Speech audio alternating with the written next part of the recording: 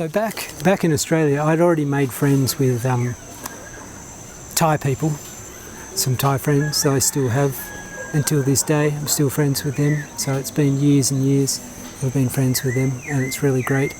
But through one of them that I went over to Thailand in 1999, and this is when there were still elephants on the streets and stuff, and beggars everywhere and all the rest of it, and still raw, and all the street food just everywhere, a lot of street food and probably more germs and all the rest of it, and a lot more life again. And there was a zoo there at the top of a department store, at the top of a building, and they had a gorilla in a cage and bears as well.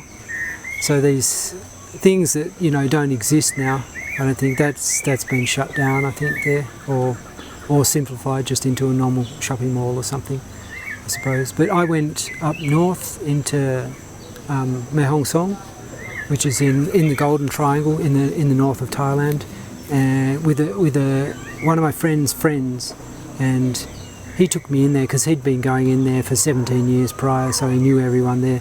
We were with the Lisu people, and it was they were celebrating New Year, or starting to have some kind of celebrations and stuff. And we were talking to the chief and slept in the chief's hut, and I was still nervous about those things then, sleeping in huts and things, and strange places and strange food, and waking up to not breakfast cereal but a chicken porridge or something like that, and spicy food 24 hours a day, those kinds of things. But anyway, the mission was to go and cross the Myanmar border with Myanmar, and we had an armed guard with us, my friend's personal guard, and went down this river for 3 or 4 days on bamboo rafts, with 3 bamboo rafts.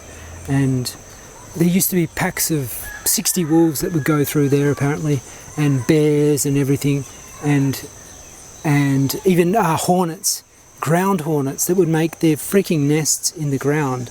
And so if you're walking along and you fall into one of them, then that's it. You're going to die basically, because they all sting you and stuff, and then you'll just die of shock or anaphylactic shock, I suppose.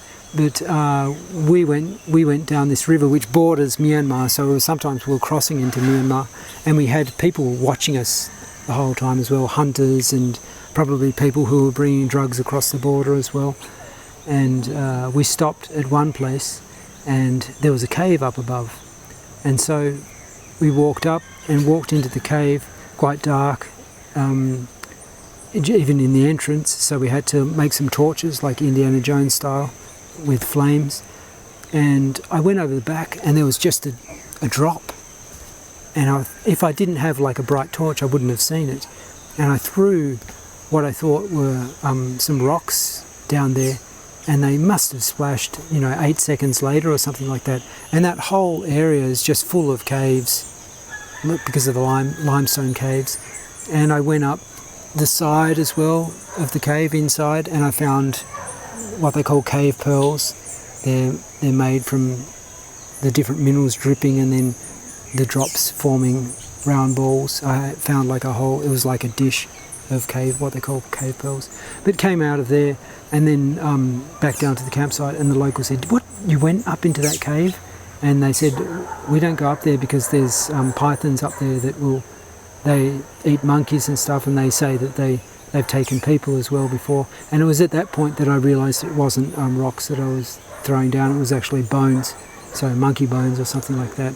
And so we had our campsite right next to the river down below, and we put 2 flames at either end, so to keep the animals away. But I was in this really surreal state. It was almost like a psychedelic state or something like that, having all these visions and everything because of the sound of the water, sound of the jungle and everything, and because where I was listening to Thai as well all the time. And these are with ex-Burmese military as well, some of the guys. And so I could hardly sleep, and just had all these surreal kind of visions and dreams. And then the next day we continued down the river, and this is on these rafts just made out of bamboo, and they're sinking, and I'm trying to shoot photos as well with a basic Nikon camera. And this is still film, of course, too. So just getting whatever shots I can get. And the rafts are sinking. And we ended up just being on one raft. I think there was 6 or 7 of us or something. And it was, this far below the water, just still going along because it was bamboo. But we were underwater pretty much. And then we turned up, because you've got to cross the border with Myanmar pretty much on that river. We turned up in Pai, I think it was, and a small town, and one of the military guys came rushing out and said, "What the hell are you doing?" And the last people would come down that river, they'd popped out that end but with their heads cut off and strapped to their raft, so they didn't want anyone to go down there. And we'd seen one of our rafts totally sank, and the other one got jammed on a rock, and then the force of the river just snapped it in half. So that's why we were just left on that one raft in the end. We popped out of there, and then this military guy said, "What the hell are you doing here? You can't be here and stuff. It's illegal and everything." And then my friend had a note from his dad, who was fairly well connected back in Bangkok, and showed it to the guy and said, "Oh, sorry, okay, yep, no worries." And so we got out of there, popped out the other end, and that was one of my first major trips, I suppose, and wrote a book about that as well. And then we started to drive back, and they used to give you a certificate if you drive into Mae Hong Son, because I think there's 1,000 and something corners to get in there. The road's absolutely crazy before you get out back onto the main road that goes from Chiang Mai back to Bangkok. And I was freezing at night, and we were just singing songs to try and keep warm, because the Jeep we're in didn't have windows, some of the windows, so we're just getting this cold air coming through. It's Thailand, but we're in the mountains and at night, so it does get quite cold, probably around 17, 18 degrees Celsius, like a lot of jungles around the world, around 17 degrees. That's what they drop to at night, so you do get cold, especially if there's wind on you. And then my friend was just saying, "Drink, Nick, drink," and then I rarely drink, but I had some whiskey, I think it was. That's it. That's how that was his theory to stay warm. And he gave me this bandana as well back in Bangkok, and I had that for the traffic actually on the way up in the Jeep, because it didn't have the windows, and it was black from the smog. So that was something different about Bangkok then as well. A lot more smog. I didn't even see the sun. I remember not seeing the sun the whole time for a month. But when I've been back, it might be the season as well, then I see the sun these days. So there's a lot less pollution, because everything was pumping it out then, this dirty pollution. And so after that, my brother was staying in Bangkok, and I had my bag and another camera bag as well. But I got my brother to take my big bag back to Melbourne, Australia, and I went to Japan for the very first time. And this was in 2000. So the first days of year 2000, and middle of winter in Japan kind of thing. And I just with my photography bag, just a camera, my F90X and a few lenses, it was enough. And I got there and it was snowing, and I thought, I have to make the most of this, because I don't know if I'll ever come back here, if I'll ever come back to Japan. I think it was 3 days, and I just walked. I walked the whole time, walked right through the night. I think I was down in Ginza, Ikebukuro. I don't even know where I was. I slept under a bush at one stage. I slept like next to someone's house for a little bit as well. We're only talking like a few minutes just to have a bit of a rest, and then eating basic food and stuff. And of course I didn't speak any Japanese then. I do now.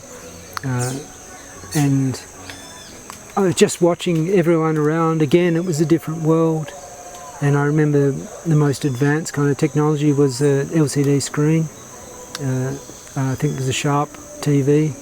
And I got a translator, a Discman kind of translator then. But Akihabara, the electronic district, was a different world then as well. So I was just shooting photos all through the night. I remember seeing a Skyline, Nissan Skyline, took a photo of that, and just nightscapes as well, long exposures and stuff. And I think I stayed up for about 2.5 days. And then the last night I got to a hostel, the YMCA actually, there, and then just again crashed out. So the first time since South America. that time, then I really had a good sleep again. So that was after being up for 2 days. So I think if I stay up for 2 days in a row, then I get a good sleep. And then I made my way back to Melbourne to continue some studies.